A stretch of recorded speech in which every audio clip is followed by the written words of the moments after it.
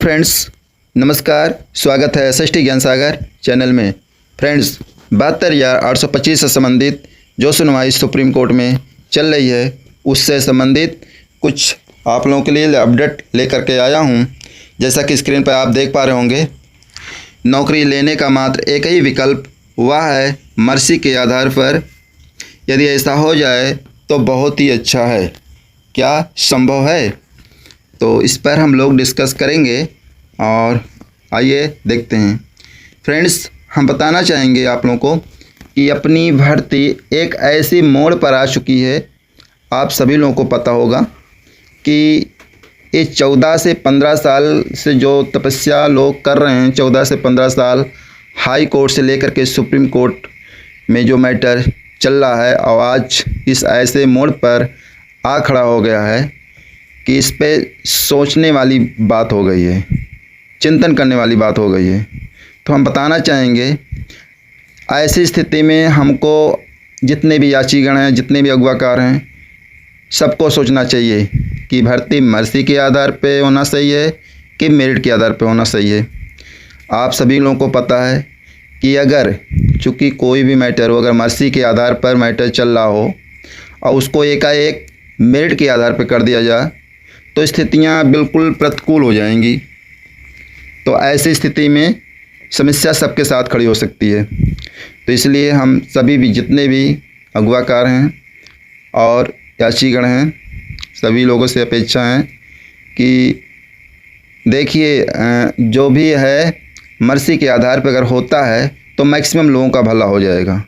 क्योंकि अगर मेरिट के आधार पर होता है, मेरिट की बात की जाती है, तो आप सभी लोगों को पता है कि मेरिट पे कितने बार खारिज हुए हैं, क्या क्या हुआ है, कोई छिपा नहीं है। इसलिए अगर राहत मिल सकती है वो भी मैक्सिमम लोगों को, अगर मेरिट के आधार पे मिलती है तो कुछ ही लोगों को मिलेगा।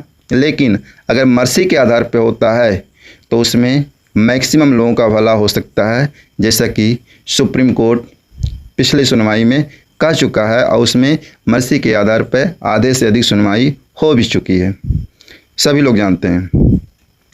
तो जो भी लिस्ट SCBA साइट पर अपलोड है उसी की बात होनी चाहिए, और वो कैसी होगी?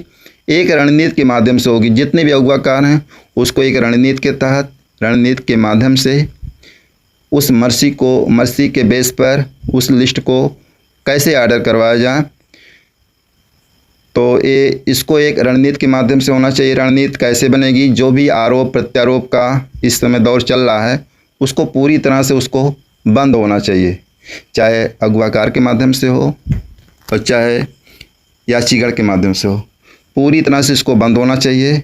हमें अगर कुछ लेना है, जैसा कि पिछले सुनवाई में आदरणीय कोर्ट जज महोदय ने कह चुके हैं कि अगर कुछ मिलना है तो मर्जी के आधार पे ही होगा।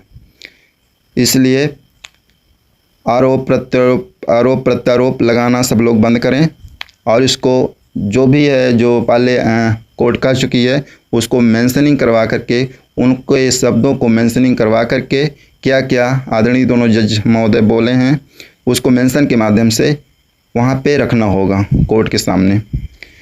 अक्षरता तभी ऐसा पॉसिबल है, और उसको अच्छे ढंग से उसको पैरवी करनी होगी। जितने भी अगवाकार हैं सब लोगों को मिलकर करनी होगी, और एकता की बात रखनी होगी। बिना एकता के कुछ होना पॉसिबल नहीं है। इसलिए एकता बहुत ज़रूरी है। एकता के साथ करके, और भी स्वच्छ मन से, पूरी तरह से स्वच्छ मन से, एकता के साथ, किसी प्रकार का छल कपट नहीं होना चाहिए कि यहाँ पे कुछ और कहिए लोगों के सामने और फिर अंदर जा कर के कुछ और करिए। तो ऐसा नहीं, जो भी बात रखी जाए वो सत्य बात रखी जाए, और केवल मर्जी के आधार पर। इसी से आपका भला होना है। नहीं तो बाकी अगर मेरिट की आती है तो मेरिट में अगर सुना जाता है तो उसमें कुछ ही लोगों का फ़ायदा होगा, कुछ ही लोगों का भला होगा। तो इसमें देखते हैं, एक हमारे बीच के बहुत जुझारू ये याची हैं, देख पा रहे होंगे स्क्रीन पे, ये मिस्टर देवनारायण यादव जी हैं।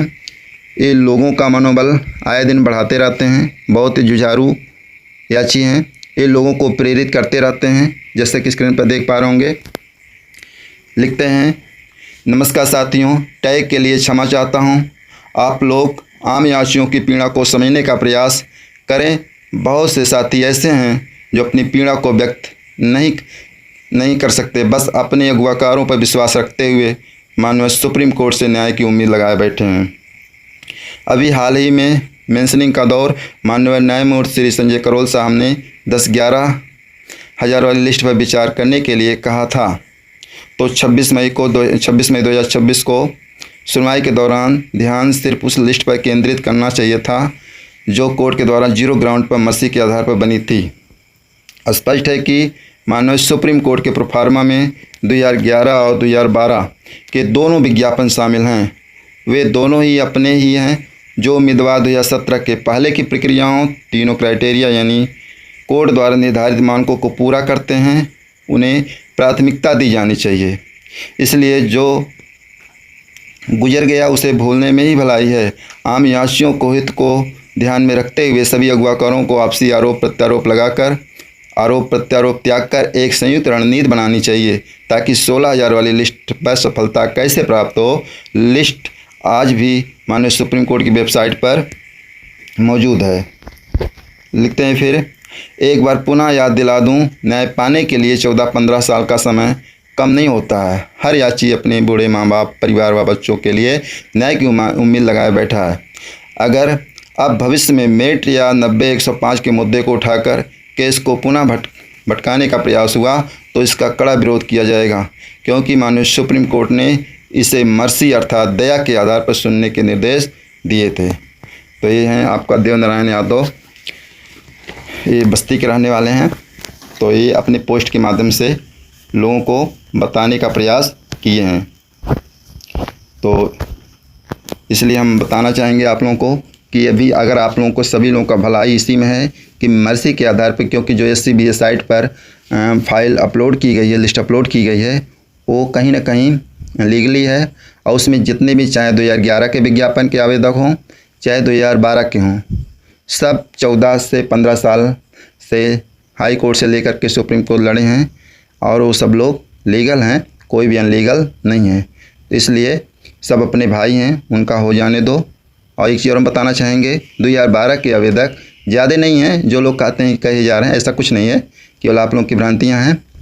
ज़्यादा मैक्सिमम 100 से 150 लोग हैं, इसलिए वो भी हमारे भाई हैं, उनका भी हो जाने दीजिए।